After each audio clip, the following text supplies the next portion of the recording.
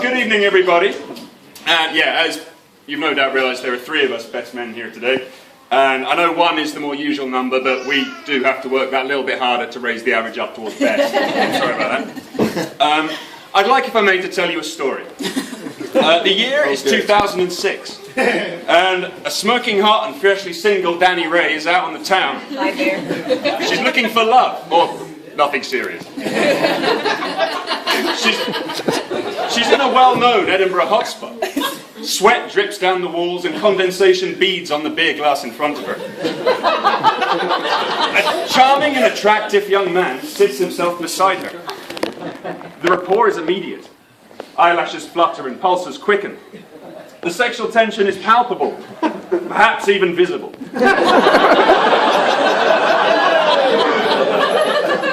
In the coming days, Dani considers giving this chiseled Adonis, this hunk, this smooth operator a call.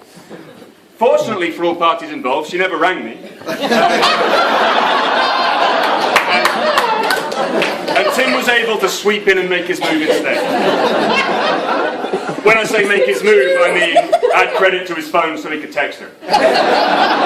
When I say text her, I mean reply to the text to ask who it was who texted her.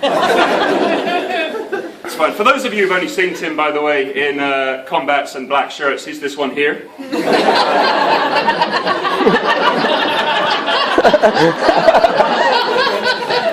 Dani's the one over there, and she's not wearing trousers today, but she is wearing the trousers. In reality, of course, it's absolutely no use criticising Tim's fashion sense because he doesn't really have one. Although his recent acquisition of this splendid waistcoat rather puts that gag to shame. Now, as we're all here today because Tim finally plucked up the courage to propose to Dani.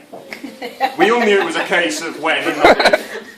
And at that moment, we suppose Tim just knew the time was right.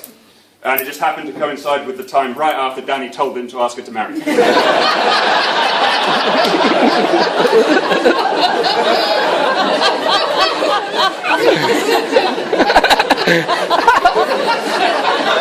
gets better. Now, the purpose of a good best man speech is to obviously embarrass and belittle the groom as much as possible. But unfortunately, after racking our admittedly meagre collective brains for salacious and juicy anecdotes to that effect, we've been forced to the conclusion that for someone who enjoys the odd drink, as Tim does, he's a depressingly boring, irresponsible person.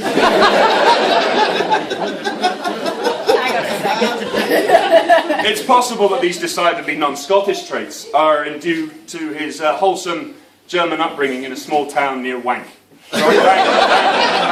Bank. Indeed, no matter how long Tim spends in Scotland, at heart he shall always remain a bit of a vank. Yeah, vank. One further.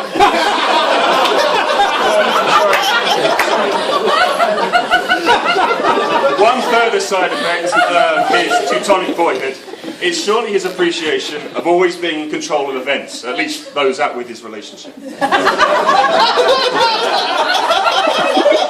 For instance, as easily the fifth most valuable member of our regular pub quiz team, he gets great satisfaction from being in charge of the pen. We can only imagine his delight when the Lyceum Theatre saw fit to put him in charge of an entire door.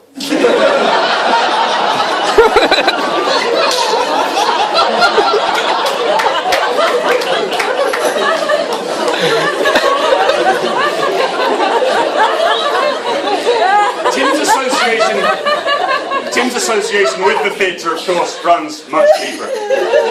As a respected and prolific playwright, indeed once dubbed one of Scotland's top 10 up-and-coming young something or others, he has created work for scores of youth theatre casts. And now, as one of the prestigious Travers 50, he will have the chance to write for actors who are old enough to vote. I don't by any means want to play down the serious and loving effort he's put in over the years grooming all that hot young talent.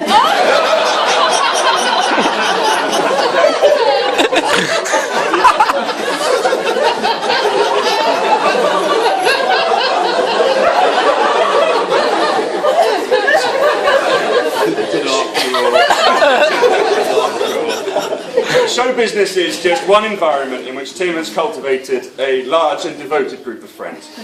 It's a testament to his ability to see the best in those around him and stick by and tolerate people of all moral character, from upright to dubious, that the three of us are here present today as his best man. We'll leave it to you to locate each of us on that spectrum.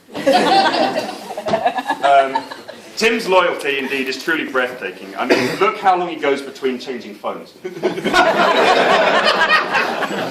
And that loyalty is just one of the reasons Tim will make the perfect husband to Dani.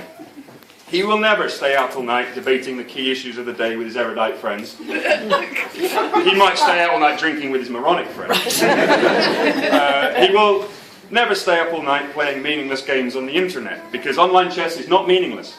Especially not when you're playing against someone you've never met for the 16th time. Tim will never forget an anniversary because he's not entirely sure what the date is today.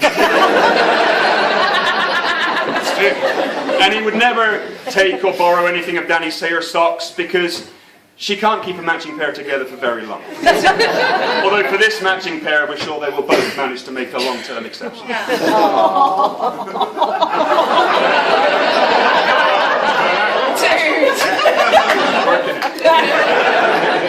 On a personal note, Tim and I have spent a fair amount of time over the last few years trying to remember when and how we actually first met.